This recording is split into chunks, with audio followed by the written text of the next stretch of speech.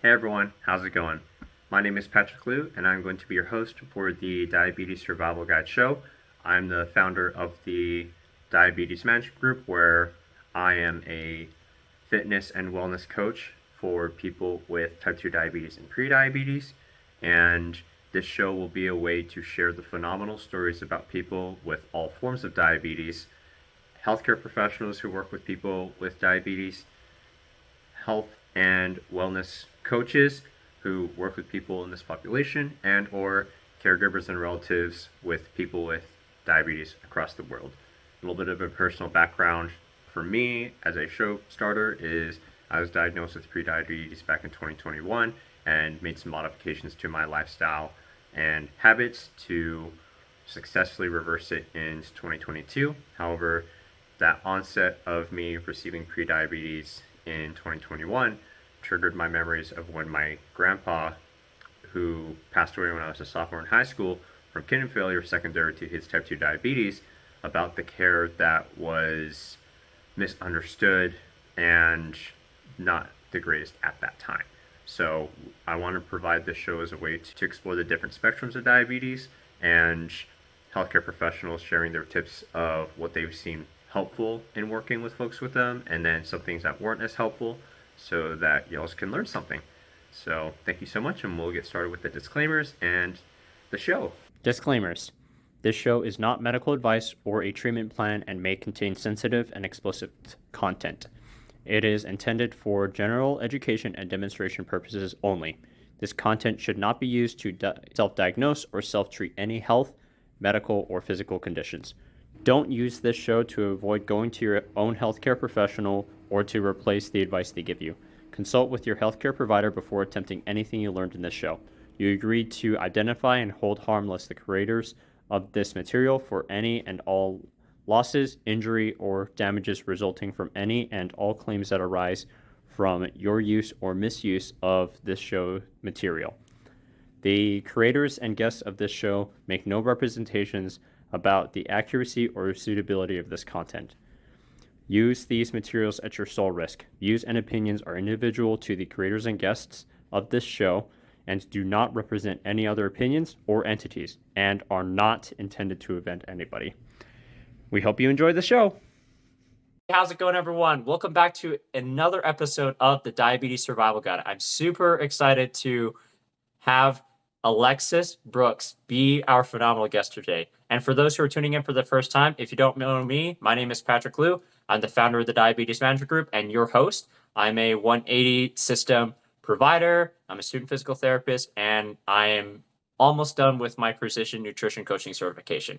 So enough about me. Time to talk about the lovely and amazing Alexis. If y'all don't know Alexis, she is a dietitian and an endometrium warrior. For those who are not quite sure what endometriosis is, Alexa will talk a little bit more about that. But something that really resonates with me is Alexis really takes that comprehensive approach to figure out what is going on in one's body, what are our hormonal levels, what is one's lifestyle approach to really educate us on how to improve our bodies, to mitigate the disasters that goes on through stress, through life, and figuring out how we can balance and optimize it. Because her experience of going to the doctor, it was filled with, hey, let's try out these rounds of medications and let's see if one of them sticks, and potentially even putting her into early menopause and causing a huge disruption in her life. But instead, she decided to figure out what other options are out there, and let's find out what communities are out there so that we can learn from each other and grow to become the best person that one can be. And for those who don't know, type 2 diabetes, prediabetes, and those with type 1 diabetes, they also have the risk and chance of developing endometriosis for the ladies that are out there. And with that being said, it is my honor to have Alexis be on here today. And Alexis, please feel free to tell us about yourself and your diagnosis story and the things that I wasn't able to cover with that intro. Yeah, thank you so much for having me, Patrick. That was a very comprehensive intro, honestly. But I guess just to add on a little bit to what you mentioned is that, yes, I do have endometriosis. And that very much was my story. Oh, I guess I'll tell you what endometriosis is, maybe for listeners, if you're not sure what that is. So, it is a condition, it's an inflammatory disease that's rooted in immune dysfunction. So, a lot of times it's looked at as being a reproductive disease, but in the sense that it does affect fertility and it can affect your menstrual cycle, it can make it irregular, it can be heavy, it can be painful, it can impact intimacy. But what I do want people to know is that it actually is not a reproductive disease. It can impact reproductive organs, but it's a full body disease. So you can have symptoms from literally from head to toe.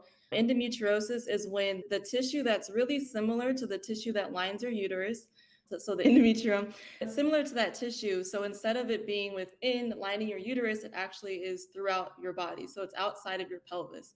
So this tissue can go to it's been found as far away from the pelvis as the brain. So it can be found in the brain, the eyes, the nose, the diaphragm, the kidney. So there's tons of stories of how it can impact a person's health, but just the main point is that as every month as the hormones fluctuate, cause inflammation too. And there's no way for the blood to leave the body in the way that usually a menstrual period can. So it's just like inflaming and it's causing a really big disaster. So I have that. And just as Patrick mentioned, that was my story of going to the doctor and being told, like, for one thing, being told like, oh, that's not a thing, you're fine, it's in your head, or just go on birth control, or just get pregnant, things like that. And then eventually over time, through my personal experience and doing my research, realizing that, oh, this is actually a disease, this is not normal at all. And the good news is that there is a way to treat it if we focus on the holistic approach, not just looking at symptoms, but really approaching it as a whole body treatment. So that is really my, I guess, my endometriosis story in a snapshot.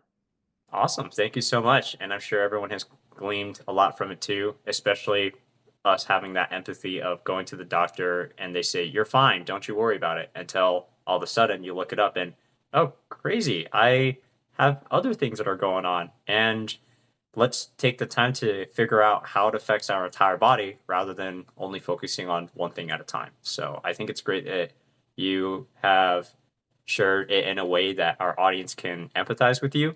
And I'm super excited to ask you these next questions. What I wanted to ask was, what was the biggest learning lesson that you've had since starting your business and from your personal journey with pelvic floor nutrition and with endometriosis and optimizing a protocol for that? Okay, so those are two big questions. So for one, my business, Alexis Brooks Nutrition, it's named after myself. So yeah, focusing on women's health issues, including endometriosis, PCOS, fibroids, hormonal imbalances, gut issues, a gamut of things that we may experience. And I would say the biggest lesson that I've learned so far in my business has been knowing that I can't do it alone, knowing that it really requires a community. Like, even though I consider myself a solopreneur because it's really just me doing all the things, right? Like the marketing, being the one who's providing information, also the one who's within the business of counseling and building it. But I know that I can't do it alone. So that means building a community around me of other business owners has been super helpful. So that we're able to bounce ideas off of each other, that we're able to provide resources too. Like one person might be a little farther along and then the next person, so we're able to just share it in that way. And even times when you feel like you're maybe not motivated or you feel like, man, this isn't going well or something like that, you know that there is someone around you that can help you with that. So community, whether it be your business, family, friends, neighbors, colleagues, whoever, that's number one. Is I need to make sure that I always have a circle around me of people. And then the second question you asked about my pelvic floor, what was the biggest thing I learned along pelvic floor nutrition? Yeah. I would say honestly, going back to that, an integrative approach is important. So I think a lot of times, especially in conventional medicine, we think of, usually it's like a medication is pushed. Usually it's, oh, you have this symptom, take this. Oh, you have this symptom too, take that. Oh, you have this side effect. Oh, just take this for that. So it's like always like treating the symptoms, right? Which are band-aids. It's never actually treating the root the actual problem. It's really treating the manifestations of the problems, but not the problem itself. Mhm. And I think that's really true for whether it be diabetes or it be PCOS or endometriosis. All the symptoms, whether the symptoms be weight gain or weight loss, or maybe having a lot of cravings for like carb cravings or sugar cravings, or maybe it's having headaches or not sleeping well or being anxious or whatever the thing is, those are not the actual problem. Those are symptoms of what the problem is. So if we were able to treat the problem and get to the root of it, those symptoms will also improve too. So that has been probably the biggest lesson for me as going through it myself, and then also like working with other people like with a variety of conditions is, okay, yes, I see what's going on. I see that these are the concerns that you have right now, but we're looking at deeper. Why is this the concern? Why is your blood sugar high? Why is this? Why is that? Why is your sleep not good? Like really doing putting those all together for us to have really to see the picture more clear. We have to put all those, it's like little puzzle pieces. And Mhm. as we put them together, we're able to see, oh, okay, now we can focus on this. And it tends to be also an easier approach for, I would say, for the provider and for the patient. On the provider sense, if we are able to focus on this one thing and then all these other things fall off by the wayside. And then for the patient or the client, where they're not having to do 50,000 things or they're not having to take 50,000 medications, they're able to focus on targeted habits and lifestyle changes, and the improvements are more than just the amount of steps that they're taking. Yeah, very profound, very deep. And the biggest takeaways that I've gotten from that, I'm sure our audience is really screaming, wow, Alexis is so awesome. I'm super happy that she's sharing her story and experiences with us. And I would say the community aspect, being able to surround oneself with other people who are wanting to achieve their own personal goals and their journeys. So notice the reason why I didn't really say like-minded people, because sometimes if one surrounds himself with like-minded people where the environment it's not as supporting for one's success, or surrounding oneself with someone who has more experience along their journey, then they have a cap of how much they can learn to improve themselves. So by being able to put themselves in a community where there are some people who are a little bit ahead or way further along that is able to provide that mentorship, that guidance, and that support to allow oneself to attain their goals that they want, achieving the body that they want, the lifestyle that they want, the mindset that they want, all the factors that are in there, achieving what they want and having more ease with it, having more speed of results, having more of that clarity. Because once we understand how to do it and then we do it, oh, that's a magic combination.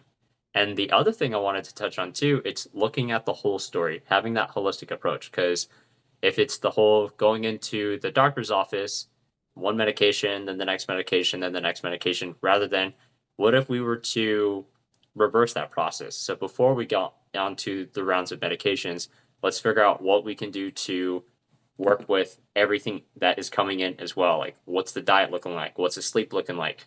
How well are you moving around? And being able to enhance and modify those to be the best that they can be, one would realize, oh, wait, like I feel so much better in majority Mhm. aspects of my life.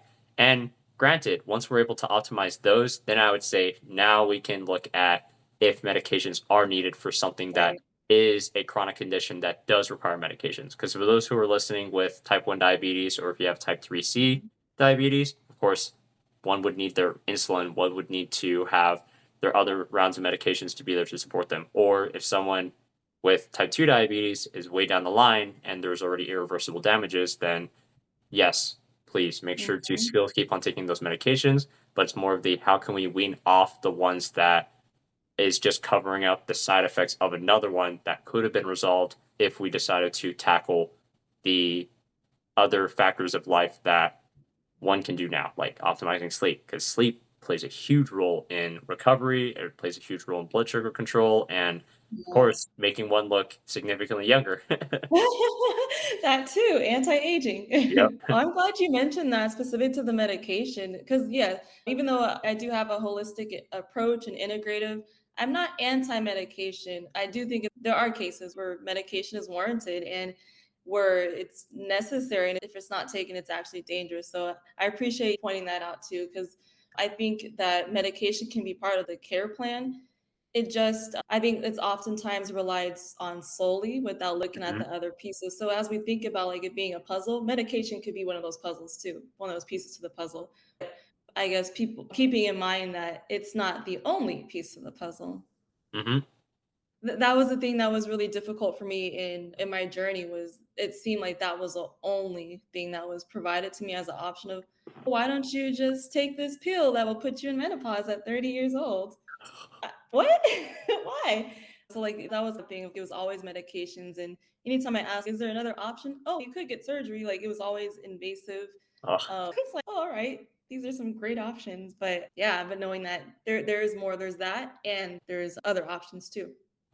yeah. And taking a look at the curriculum for the medical doctors and for the physicians and other healthcare providers that are out there whose primary focus is those medications, there's a reason why their primary focus is medications. Because when I looked at the curriculum, there is no class for exercise science. There is no class for Mhm. specifically with nutrition that is longer than like maybe 2 days or something like that. So it's Right. like, how are we able to address what's going on if the only person knows the medications where they're serving as that last line option compared to being that first line option of, okay, let's actually understand what the basics are. And fortunately, Alexis and I, we do our best to focus on those basics before one would need to get onto the Mhm. medications or getting onto that operating table. It's how can we all work together as a network where we are all collaborating with each other to serve you all that are listening to this, watching this, and feeling our messages that are out there to receive the best that you can get and having that personalized care to set you best up for success. So, Absolutely. I'm total agreement. thanks. So, the next thing I wanted to ask you, Alexis, is what is your best success story when working with someone with diabetes and working with someone with PCOS? Okay. I've worked with the many people over the years with diabetes, especially type 2. But one person does stand out to me as like a, yeah, I would say like, Hey everyone, thank you so much for tuning in to this podcast. And before we continue with the rest of this show, I wanted to let y'all know please feel free to give this podcast a 5-star rating if you like it, share it with other folks that you think it'd be beneficial for. And if you haven't already, feel free to subscribe and follow to the Diabetes Management Group for awesome tips to manage your type 2 diabetes or prediabetes. And let's get back to the show. a big success story. So this was a man who his A1C was in the teens. It was like 15. And he was able to bring down his A1C to, I want to say it was like 5.3, 5.5, something like that, in a That's matter of awesome. months. It was Yeah. not years. He was intentional about it and he put in the work. But I think one thing for your audience to know if they are working on improving their A1C and their blood sugars is know that it can actually happen pretty fast if you are intentional and if you really are focusing on all those things that we mentioned, like your sleep, optimizing it, making sure that you're getting at least 7 hours. I know everyone has a different amount of that perfect number is different for each person. But there's a lot of research that shows that if we have less than 7 hours of sleep, our cortisol levels will increase, which will impact our blood sugars, will increase it. So he improved his sleep. He was intentional about what he was eating. So before he didn't really know what was healthy, what wasn't healthy. Originally, he was told that not to have any carbs. So he was Uh, really cutting down carbs. uh, You hear this all the time, right? It's like, oh my God. No, eat carbs. We have to be mindful about what carbs we eat and the amount and how they're what they're combined with and all those things. That's definitely an important point. But the recommendation is not to cut them out. But that's what he was doing. He was like eating, what was he eating? I guess protein and some vegetable, no fruits. He cut out the fruits too. But as he was able to like balance things more, his blood sugars improved with his balance his food, the sleep improved, and then he started doing physical activity. He had a pretty sedentary job, and so he was sitting often. He was commuting quite a ways, but then he started to find little like pockets of time where he was able to increase his activity. whether it be like walking during his lunch break or at least like part of his lunch break. And then he started spending the evenings walking with his wife. So he was able to incorporate it in ways that were actually fun for him. He found that it didn't have to be like this. It was a lifestyle change, but he found that it didn't have to be like a huge lifestyle change where it was like depressing. Like what I'm always excited when I get to tell people, "Hey, you should eat more." Or of course, we talk about like, what it is that they're eating more of, but I think I enjoy that telling people like, "Do you like carbs? Do you like eating this food or that food? You should have it." And they're like, "No, I can't. My blood sugar's." No, I promise you, like you can have it, and this is how you can have it. And I want you to tell me what your blood sugars are after you have it. Let me know. And the answer is that they're better than they thought it would be. He's a success story. He's one that stands out to me. Oh, you said one for PCOS, right? Yeah, trying to get all the parameters over here. Okay. Yeah. So PCOS, polycystic ovary syndrome, it's pretty common too. It's similar to the prevalence, is similar to endometriosis. 1 in 10 women have PCOS. And a big thing with PCOS is that there's insulin resistance oftentimes, not always, but a good 60 to 70% of people with PCOS have insulin resistance. So we do talk really about blood sugar management often. And there is one woman who she came to me actually with a history of an eating disorder. I think it was binge eating disorder. But she went to her provider and her A1C was she was like in the pre-diabetic range by the time I saw her. And her provider just told her, you just need to lose weight, which is not the best advice for someone because oftentimes when that advice is given too, it's not given in a way that's helpful for the person. They might just say, "Oh, you need to lose weight. You need to like start moving more and start eating less." But it's not in a way that is conducive for that person's health. And the provider didn't even check the chart to see she had a history of an eating disorder. So this uh, is a woman who had an eating disorder and she's being told to lose weight. That was a mess. oh my goodness. Yes. Yeah. But in our work together, I helped her to improve her relationship with food at the same time of explaining to her, like, this is what's going on in your body. There is an insulin resistance going on, but we can address that and improve it by eating more balanced meals, by eating regular balanced meals, and that's going to also help out with her binge eating. Because what was happening too with binge eating is that she would skip meals, like she would wait such a long time without eating, and then at that time her blood sugars were dropping, and then when they dropped, they would spike. So this is during that drop, that's when she was like super, super hungry and felt like she was impulsive and just wanted to eat everything. So that's when she would go into her episodes of binging because she wasn't eating balanced enough meals, her blood sugars weren't balanced. But then at the same time, that was triggering her PCOS symptoms too. So her blood sugars were all over the place.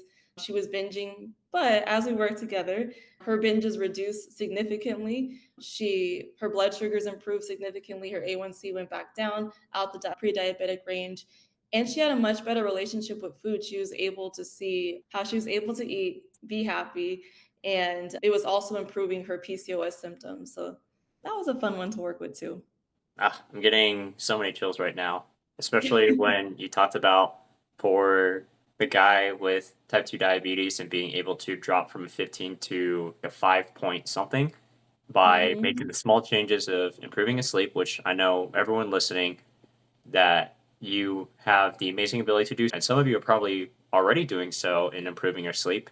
I did make one tip: installing some blackout curtains. That's a life changer. That's a game Mm, changer, and it'll save your yeah. energy bill too. So just those small things, and then going on the walks whenever one is able to.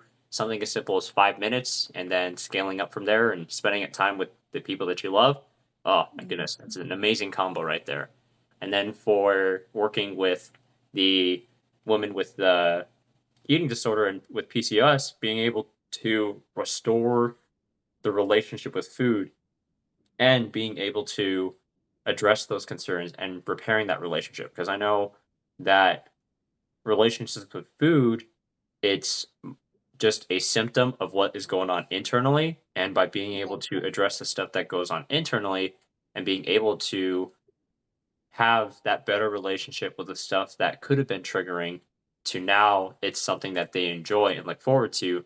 That's always a powerful story for myself. And I know other people can do the same thing too, because the clients that you worked with, they've done it before. For myself personally, when I did wrestling back in the day and was coping through food at times and having some damaged relationships with it, like I know Mhm. I was able to make it through it, and I'm confident other people are able to make it through it. And if one is denying that and they're like, that's not me though, give us a call. We're happy to work with you. Absolutely good. Yes, I agree. Shameless plug, but I think it's worthwhile. Well, why not put it in there? Yeah, exactly.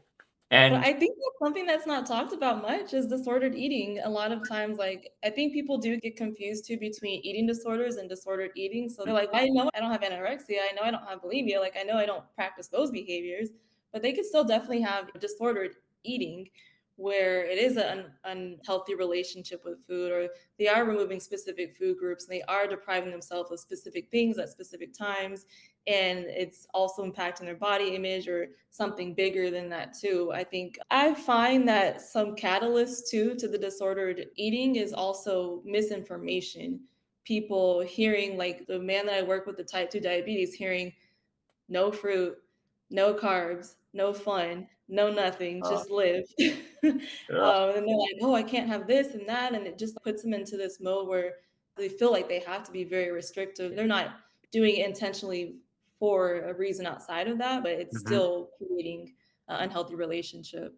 Yeah, I can definitely empathize with those people there because for some of the social media accounts that are out there, like it's even medical providers and they're Yeah. pushing heavily for, oh, carnivore diet, no carbs whatsoever. And if you were to have a carb, your blood sugar is going to spike and it's going to make your diabetes worse or it's going to progress with it. And they're saying that the root cause of type 2 diabetes is the carbohydrates issue, when in reality, it's more of a comprehensive issue because something that I feel like is not talked about as much as well is what other tests are we looking at? Like, how's their fasted insulin scores? How is their C peptide scores?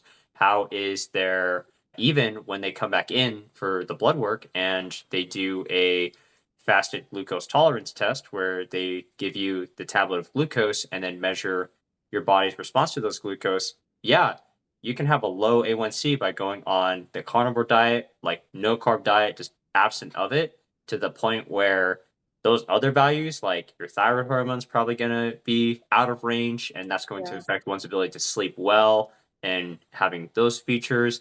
It could also affect the cholesterol levels and other factors and variables that are out Mhm. there that if we're not getting the whole picture of the comprehensive blood work panel, that's I feel like we're placing too much of an emphasis on just one lab value marker Yeah. compared to let's look at the whole story for every single thing. Because, in my opinion, type 2 diabetes, it's a series of different indicators and markers because it's a Mhm. metabolic disorder, it's insulin resistance, and people may say, oh, the root cause is insulin resistance.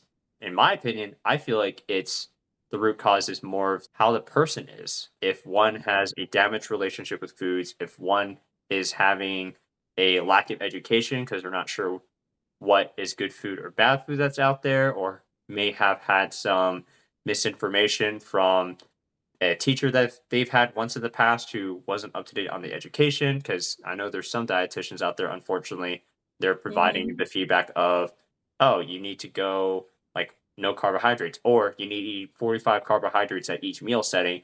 But there's none of that nuances of how they can balance and incorporate their lifestyles, that it just becomes a huge limiting barrier. Being able to take a look at that full story, because type 2 diabetes, it's definitely the full story. People with type 1 diabetes, let's look at all the other factors and variables because that isn't going to be going away.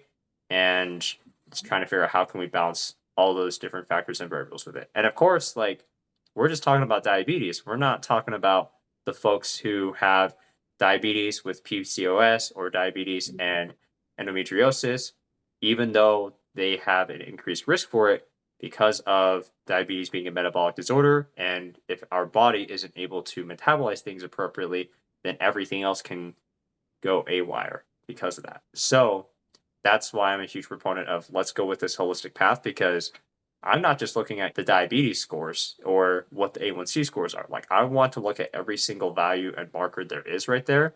Because Mhm. even if the A1C gets better, how about the values for our kidneys? How about those values for our heart? Because diabetes affects every part of our body. So if we Yeah. only look at the one where it's just the blood sugar levels, then I feel like we're doing a disservice for everyone, because since it affected the whole body, we're just only looking at one symptom. And then with Alexis's story too, of take a look at everything together, the woman that she worked with had the binge eating disorder, they had prediabetes, and a variety of other factors that's going along with it. So Alexis, you did a great job in treating the whole person. And that's what I love about it. And I hope others who Thanks. are tuning in for this show right now, they can understand that. Be your own advocate as well, and really seek out those who want to look at that whole story of what's going on so that they can best provide the service for you to improve and optimize your health to the best thing that it can be. Absolutely. Not doing that spot treatment. They're getting everything. Yeah, whole body. Whole body. Incorporating the mind and some emotions. Yes, that too. Yeah, Yeah. that's true. All right. So, Alexis, if you were to share one piece of advice to someone who may have PCOS, fibroids, or other conditions that you have worked with and as a specialist for, but they're unaware of it and they have diabetes, what would it be? Yeah, so this is something that will benefit everybody, whether they have diabetes or not, or prediabetes or not, or endometriosis, PCOS, fibroids. It really does come down to balancing our meals, honestly. And it will help us to be full for a longer period of time. It'll help us to manage our blood sugars. And I think everybody should be, I don't know if I want to use the word concern, like nothing to worry about, but everyone should look to balance their blood sugars regardless of what their medical history is, because it also helps us to maintain those energy levels. When our blood sugars dip, that's when we start yawning, we get tired, it's hard to concentrate, hard to remember things.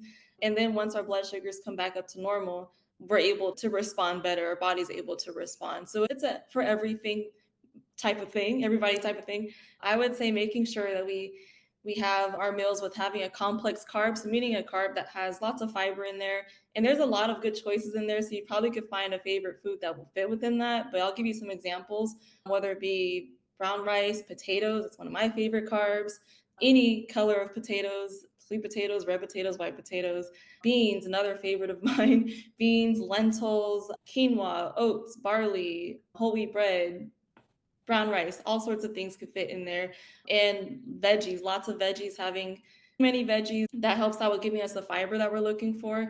And we'll get a lot of anti-inflammatory benefits from it too, which is many people are dealing with inflammation, even if it's a mild or low grade inflammation. We all have inflammation, so it's beneficial for everyone. And then having protein, a protein source. Protein needs do vary from person to person depending on your physical activity needs, your how many calories that you need overall, depending on what stage you are in life. But I would say like a general ballpark to give people somewhat of a guideline, 25 to 30 grams per meal, but it does vary a lot. So don't stick to that as your thing, but it's a ballpark, especially if we start getting into a person who has kidney disease or things like that. It changes a lot, but that's ballpark. A lot of times my around the range what my clients will need.